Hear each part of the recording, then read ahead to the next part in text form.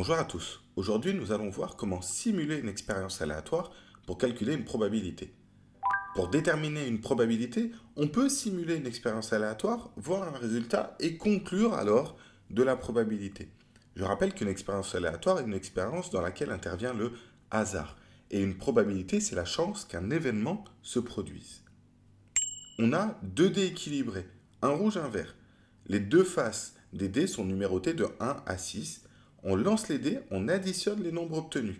Question, a-t-on plus de chances d'obtenir 8 ou 9? On va simuler sans lancer, comme si on faisait cette expérience 100 fois. On utilise une feuille de calcul. Dans la première colonne, on va marquer 1, 2, 3, 4, c'est le numéro des lancers. Dans les cellules B2 et C2, on va écrire la formule égale aléa.entre.borne 1 à 6. Excel va alors générer un nombre aléatoire entre 1 et 6.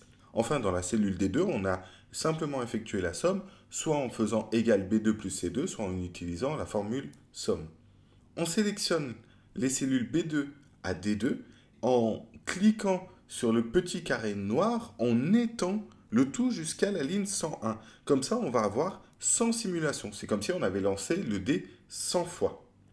Voici la feuille que l'on obtient, ou plutôt un extrait de la feuille que l'on obtient. Si je devais refaire exactement la même chose, on aurait des nombres totalement différents. Et si vous le faisiez vous aussi à la maison, vous auriez des nombres totalement différents. Parce que Excel génère des nombres aléatoires. On va rajouter deux colonnes pour compter les 8 et les 9. Quelle formule mettons dans la case E2 et dans la case F2? Alors dans la case E2, on va écrire nb.si, c'est-à-dire ça va compter le nombre si dans les cases D2 à 108, on trouve, point virgule, le 8. Et après on divise par 100 pour avoir une fréquence. Dans la case F2, ça serait exactement la même chose, sauf qu'on mettrait 9 à la place du 8. On peut observer que sur 100 simulations, la fréquence du 8 paraît plus grande. 0,16 est plus grand que 0,12. On va maintenant étendre jusqu'à obtenir 1000 simulations. La fréquence du 9, c'est 0,114.